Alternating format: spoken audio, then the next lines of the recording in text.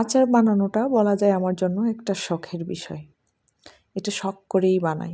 খুব বেশি যে খেয়ে ফেলি ওইরকম না। কিন্তু মাঝে, মাঝে প্রায় সময় সিজন অনুযায়ী আচার বানানো আমার জন্য একটা শখ। তো এই যে আজকে আপনাদেরকে আমি চালতার আচার বানিয়ে দেখাবো। চালতার আচার বানানোর জন্য আমি শুকনা মরিচ যেটা খুব ঝাল সেরকম দেখে শুকনা মরিচ ভেজে নিয়েছি, সাথে পাঁচফোড়ন আর শুকনা মরিচ সুন্দর করে ভেজে নিয়ে এখন এটাকে সুন্দর করে পিষে নিব। পাটায় গরম গরম থাকতে থাকতেই সুন্দর করে বেটে নিতে হবে, এছাড়া কিন্তু সহজে পিষতে চাবে না, যার জন্য হচ্ছে গরম গরম থাকতেই সুন্দর করে একদম বেটে নিব। বেটে নিয়ে এটাকে আমি সরিয়ে ফেলবো। তো কার কার কাছে আচার অনেক পছন্দ অবশ্যই কমেন্ট করে জানাবেন। আমার কাছে আচার খাওয়ার চাইতে আচার বানানো খুব একটা ভালো লাগে আমার কাছে। আর সেই আচার শুধুমাত্র চালতার আচার না, আমি যে কোনো ধরনের আচারই বানাই। যেমন আমের সিজন আসলে আমের আচার অবশ্যই বানাতে হবে, জলপাইয়ের সিজন আসলে জলপাই, বড়ইয়ের সিজন আসছে বড়ই, আমলকি, এরকম অনেক কিছুর আচার বানাতে এবং স্টোর করে রাখতে আমার কাছে খুব ভালো লাগে। তার ভিতরে চালতার আচার হচ্ছে স্পেশাল। চালতার আচার নর্মালি যেমন বানাতেও পছন্দ করি, আবার খেতেও আমার কাছে ভালো লাগে। তো আজকে হচ্ছে আমার মামি আমার জন্য 2টা চালতা দিয়ে রেখেছিল অনেক দিন আগে। আসলে এটা বানানোর জন্য সময় হয়ে ওঠে না, প্লাস হচ্ছে আমার বাসায় মূলত পাঁচফোড়ন ছিল না। তো আজকে ঘুরে আসার সময় ভাবলাম যে চালতাটা যেহেতু বাসায় আছে, তো আজকে পাঁচফোড়ন কিনে নিয়ে এসে সুন্দর করে তো সাথে সাথে বাসায় এসে কাজে লেগে পড়লাম। পাঁচফোড়ন এবং শুকনা মরিচ 2টা কিন্তু একসাথে পিষে নিয়েছি। আপনারা যদি চান কম বেশি হবে এরকম যদি ভাবেন, তাহলে হচ্ছে আলাদা করে বেটে নিতে পারেন।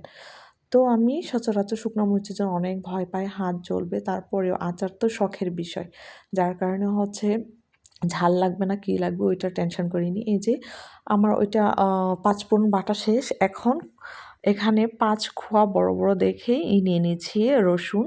এই রসুনগুলো একটু করে থেতলে নিচ্ছি, এটা কিন্তু একদম পিষে ফেলবো না, জাস্ট থেতলে নিয়েছি। এখন বড় দেখে একটা কড়াই নিয়েছি। আমার বাসায় অনেক দিন আগের সরিষার তেল ছিল, এটা কিন্তু খাঁটি সরিষার তেল, গ্রামে ঘাওয়া সরিষার তেল।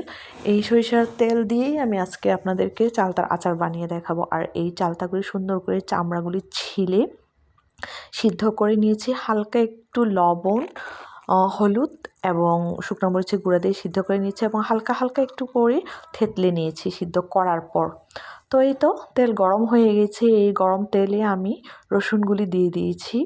রসুন দেওয়ার পর রসুনগুলো যখন পোড়া পোড়া হয়ে আসবে, এই যে হালকা করে থেতলে রাখা, সবগুলো থেতলে করিনি, জাস্ট কয়েকটা আস্ত রেখেছি আর কয়েকটা থেতলে দিয়েছি। এরকম করে সুন্দর করে এখন এই যে গরম তেলে দিয়ে দিয়েছি, এটাকে সুন্দর করে কষাবো। এখন কিছুক্ষণ কষানোর পর আমি এখানে এইবার যে চিনি যে যতটুকু পরিমাণে পছন্দ করে ততটুকু পরিমাণে দিয়ে দিবেন। কেউ কেউ আচারে প্রচুর চিনি পছন্দ করে, আচার টক পছন্দ করে না, আবার কেউ কেউ হালকা মিডিয়াম ঝালটা একটু বেশি দেয়, আবার অনেকেই একদমই মিষ্টি পছন্দ করে না, পুরাটাই টক ঝাল রেখে দেয়। আমার কাছে টক ঝাল মিষ্টি সব কিছুই সমপরিমাণে হতে হবে। তো এই তো চিনি দিয়ে দেওয়ার পর সাথে অর্ধেক যে পাঁচফোড়ন প্লাস শুকনো মরিচ বেটে রেখেছিলাম এটাও দিয়ে দিচ্ছি। কষানোর সাথে সাথে যাতে সুন্দর করে হয়ে যায়, কারণ হচ্ছে অতিরিক্ত কষানো হয়ে গেলে তখন হচ্ছে পাঁচফোড়নগুলো পুড়ে যায়, পোড়া পোড়া হয়ে যায়, যে আচারের সাথে মিক্স হতে চায় না, যার কারণে হচ্ছে এখনই দিয়ে দিয়েছি।